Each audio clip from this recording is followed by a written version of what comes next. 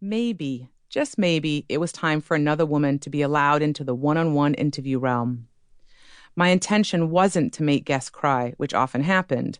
I just wanted to create a safe space where women could share their truths. It's in those unfiltered and vulnerable moments you realize that we all have more in common than we might think, and that we've all been through stuff, and that every female has a story to tell, whether she's won an Oscar or a $2 scratch-off card at 7-Eleven. My own story is shocking, funny, tragic, lucky as fuck, and of course, messy. Very, very messy.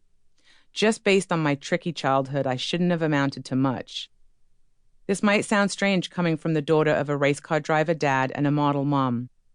Those who knew our family in London probably thought that I had it made, as I was born into a very privileged situation, no question about it.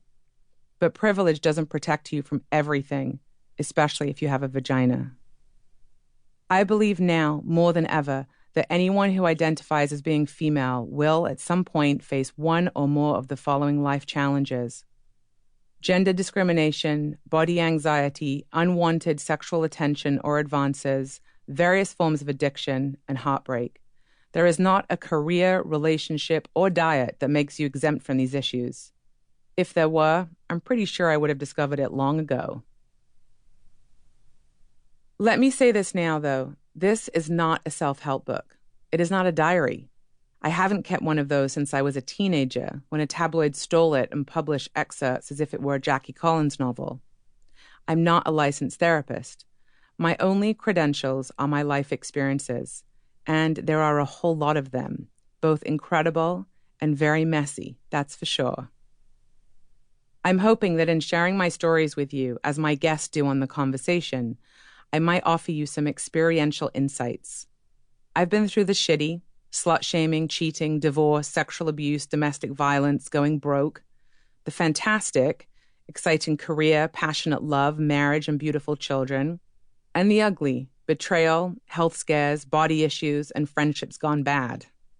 It's Messy is a collection of very personal essays, written in bits and pieces between parenting my 3 kids, putting the time in to keep my marriage going strong, learning to compromise and communicate more than I thought possible, and working 3 jobs. I'm not always happily married, but I've been with the same man for 16 years. I am not a blissed-out mother, but I'm extremely proud of my 25-year-old daughter, Atlanta, and my delicious 10-year-old twins, Ella and Sylvan.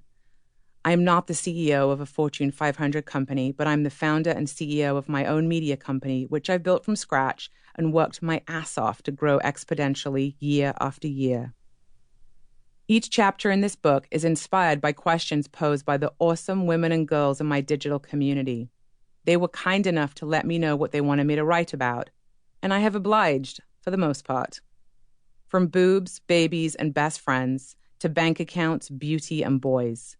I'm hoping that sharing some of the good, bad, and ugly from my life will inspire you to explore what makes you tick and makes you feel less alone on your own unique journey. Writing this book has been hands down one of the hardest things I've ever done. My friends who are writers assured me that it would be like childbirth, that I wouldn't remember the pain once the book was published.